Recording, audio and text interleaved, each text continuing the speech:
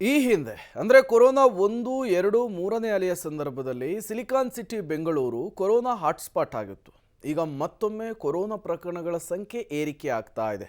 ಇಡೀ ದೇಶದಲ್ಲಿಯೇ ಸಕ್ರಿಯ ಪ್ರಕರಣಗಳ ಪೈಕಿ ಕರ್ನಾಟಕ 2ನೇ ಸ್ಥಾನದಲ್ಲಿದೆ. ಈಗ ಮತ್ತೊಮ್ಮೆ ಬೆಂಗಳೂರು ಕೊರೋನಾ ಹಾಟ್ಸ್ಪಾಟ್ ಆಗ್ತಾ ಇದೆಯಾ ಅನ್ನುವಂತಹ ಅನುಮಾನ ಪ್ರಶ್ನೆ ಮುನ್ನೆಲೆಗೆ ಬಂದಿದೆ. ಯಾಕಾಗೆ ಅಂದ್ರೆ ಇಲ್ಲಿದೆ ನೋಡಿ ಡೀಟೇಲ್ಸ್. ಬೆಂಗಳೂರಿನಲ್ಲಿ ಕೊರೋನಾ ಹೈ ಸ್ಪೀಡ್, ಮೈಸೂರಿನಲ್ಲೂ ಹೆಚ್ಚಿದ ಸೋಂಕು ಪಾಸಿಟಿವಿಟಿ ರೇಟ್. ಬೆಂಗಳೂರಿನಲ್ಲಿ ಕೊರೋನಾ ಹೈ ಸ್ಪೀಡ್ ನಲ್ಲಿದೆ. ಕಳೆದ 4 ದಿನಗಳಿಂದ ಕೊರೋನಾ ಕೇಸ್ ನಾಗಾಲೋಟದಲ್ಲಿ ಓಡ್ತಾ ಇದೆ. ಬರೋಬ್ಬರಿ ಡಬಲ್ ಸೆಂಚುರಿ ಬಾರಿಸಿರುವ ಕೊರೋನಾ ಒಟ್ಟು ಸಕ್ರಿಯ ಪ್ರಕರಣ 234ಕ್ಕೆ ಏರಿಕೆ ಕಂಡಿದೆ. ಹೀಗಾಗಿ ಮತ್ತೆ ಬೆಂಗಳೂರು ಕೊರೋನಾ ಹಾಟ್ಸ್ಪಾಟ್ ಆಗ್ತಾ ಇದೆಯಾ ಅನ್ನೋ ಅನುಮಾನ ಮೂಡಿಸಿದೆ. ಇನ್ನು ರಾಜ್ಯದಲ್ಲಿ ಒಟ್ಟು 271 ಸಕ್ರಿಯ ಪ್ರಕರಣ ಇದೆ. ಅದರಲ್ಲಿ ಸಿಂಹಪಾಲು ಬೆಂಗಳೂರಿನದ್ದೇ.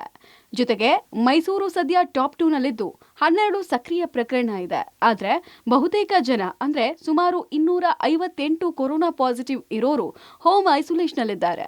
ಆಸ್ಪತ್ರೆಯ ದಾಖಲಾತಿ ಪ್ರಮಾಣ ಕಡಿಮೆ ಇದೆ.